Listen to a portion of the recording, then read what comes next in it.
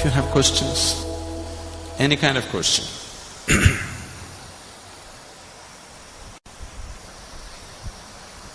Pranams, Sadhguru. I get up at 6 a.m. I'm sorry?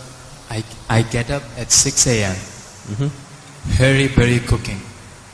Get the children ready. Start by 8:30 a.m. to the office. Back from the office by 6:30. Then freshening up the children, myself, prayer, cook food, homework, sleep. In this hectic schedule, where can I fit yoga in my life? Now,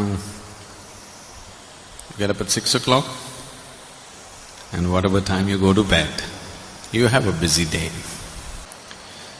Where is the time for yoga? You have time to eat, you have time to gossip, you have time to work, you have time to take care of everything, but you have no time to take care of yourself. That's what you're telling me. Now, this attitude is like you try to act like a martyr all the time. I have no time for myself. I'm giving myself totally to everybody. What is it that you're giving? Your agitations, irritations, your anxieties, passing it on to children, isn't it? If you're really concerned about your children,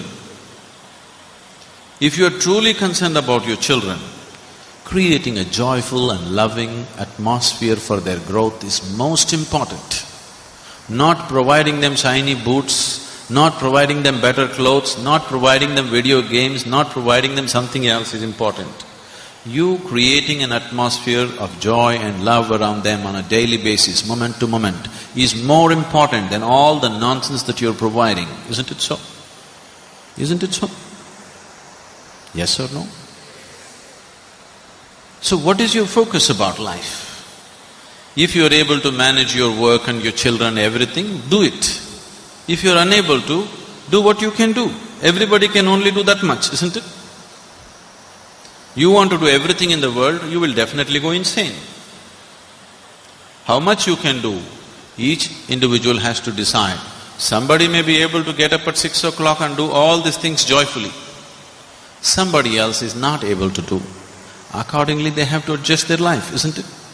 Now you have now gotten into all this, not because that's what you want to do, you are trying to be like somebody else. That's your whole problem. You want to have what other people have. You don't know whether you really need it or not. With all this work, what you have earned, your children, your husband, your wife or whatever, you are no more enjoying it. Then why do you need all this? All these things you created because you thought this is the source of your joy, isn't it? But right now that has become the source of your anxiety and misery. Then you better look at the fundamentals of your life once again, isn't it? Isn't it so? You got educated, you found a job, you married, you produced children, all this why? Because you thought this is going to be the source of your happiness and well-being, isn't it so? But now that is taking your life. If it is so, you must look at it. One thing is, maybe if you're incapable of handling it, maybe you have to scale it down. If you're capable of enhancing your capabilities, you must do that. Now, if you invest, let us say, even 30 minutes a day into your yoga, you will see you will gain immensely, even in terms of time. One first thing that will happen is, your sleep quota will come down. Now if you're sleeping for 8 hours a day, that means 1/3 of your life you're sleeping it off, isn't it? 1/3 of your life you're just sleeping it off. If your body and your mind is more energized and active, your sleep quota will naturally come down. So if you gain 3-4 hours a day, just in terms of wakefulness, that's a huge thing, isn't it? Apart from that, if your body and mind was more organized, you would see. What I have found with people is, with simple process of yoga, within 6 to 8 weeks, lot of them, their level of performance becomes such. What they were doing in 8 hours, they're very easily able to do it in 3 to 4 hours.